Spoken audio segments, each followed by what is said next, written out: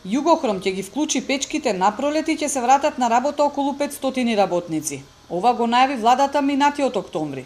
Една година подоцна со исти ветувања.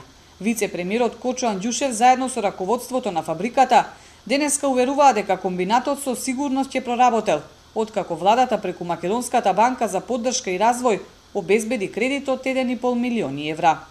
Македонската банка за поддршка на развојот мораше да направи целосна нова програма со која што ќе може да помогне на оваков тип на фирми во државата. Тоа бараше малце време.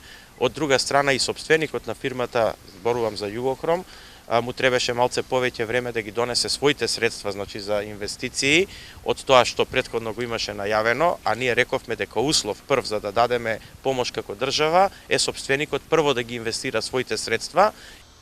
До мај се очекува да бидат готови филтрите за печките 7 и 8, односно да биде завршен дел од системот за отпрашување и да се работи за почеток со капацитет од 55%. Директорот на комбинатот појаснува дека 12 милиони евра се потребни за целиот филтер систем, а овие пари биле за да ги завршат филтрите само за двете најголеми печки, што чинело околу 4 милиони евра. Владата знае дека ние досега инвестиравме 1,8 милиона евра. Она што ние сега го добиваме како кредит од Македонската банка преку владата на Република Македонија, Македонската банка за поддршка и развој е дополнителни 1,5 милиона евра, кои што во принцип некаде ја затвараат конструкцијата од 80% за изградба на филтер постројката. Останатите средства нашиот сопственик ги на некој начин ги гарантира дека ќе ги вложи во текот на наредните 5-6 месеци кога и се планира да се заврши филтер постројката. За најавите околу рестартирањето на Југохром реагираше и лидерот на ВМРО ДПМН Христијан Мицковски, кој вели дека владата повторно ги лаже работниците со истото ветување од минатата година.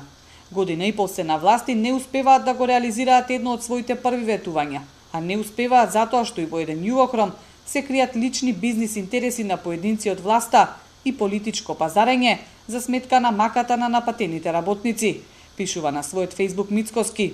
Реакции постојано стигнуваат и од еколошките здруженија, кои бараат целиот процес во фази да биде надгледуван од независни експерти. Владата велат не треба да биде вознемирена од надзорот на независните експерти, доколку системот за филтрирање за кој тие тврдат дека ќе го инсталираат, ќе ги задоволи бараните стандарди.